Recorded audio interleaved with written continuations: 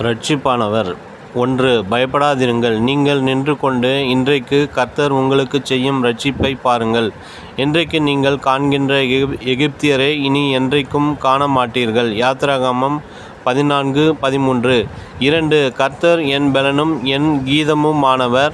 அவர் என் இரட்சிப்புமானவர். அவரே என் தேவன். அவருக்கு வாசஸ்தலத்தை ஆயத்தம் பண்ணுவேன். அவரே என் தகப்பனுடைய தேவன். அவரை உயர்த்துவேன். யாத்திராகமம் 15:2. 3. என் இருதயம் கர்த்தருக்குள் களிகூறுகிறது. என் கொம்பு கர்த்தருக்குள் உயர்ந்திருக்கிறது. என் பகைஞரின் மேல் என் வாய் திறந்திருக்கிறது. உம்முடைய இரட்சிப்பினாலே சந்தோஷப்படுகிறேன். 1 சாமுவேல் 2:1. 4. கர்த்தர் ஜீவனுள்ளவர். என் கன்மலையானவர் ஸ்தோத்திரிக்கப்படுவாராக.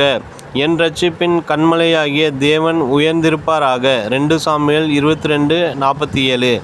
5. அவராலேயன்றி வேறொருவராலும் இரட்சிப்பு இல்லை.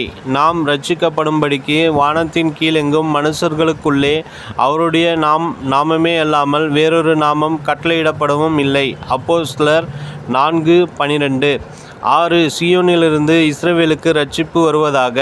கர்த்தர் தம்முடைய ஜனத்தின் சிறையிருப்பை திருப்பும்போது யாக்கோபுக்கு களிப்பும் இஸ்ரவேலுக்கு மகிழ்ச்சியும் உண்டாகும். சங்கீதம் 14:7. 7. இதோ உன் இரட்சிப்பு வருகிறது. இதோ அவர் அருளும் பலன் அவரோடும் அவர் செய்யும் பிரதிபலன் அவர் முன்பாகவும் வருகிறது என்று சொல்லுங்கள். ஏசாயா 62:11. 8. என் இரட்சிப்பு தாமதிப்பதுமில்லை. நான் சீயோனில் இரட்சிப்பையும் இஸ்ரவேலுக்கு என் மகிமையும் கட்டளையிடுவேன். ஏசாயா 46:13. 9. பூமியின் எல்லையெங்கும் உள்ளவர்களே, என்னை நோக்கி பாருங்கள், அப்பொழுது இரட்சிக்கப்படுவீர்கள். நானே தேவன், வேறொருவரும் இல்லை. ஏசாயா 45:22. 10. நீடித்த நாட்களால் அவனை திருப்தியாக்கி என் இரட்சிப்பை அவனுக்கு காண்பிப்பேன். சங்கீதம் 91:16.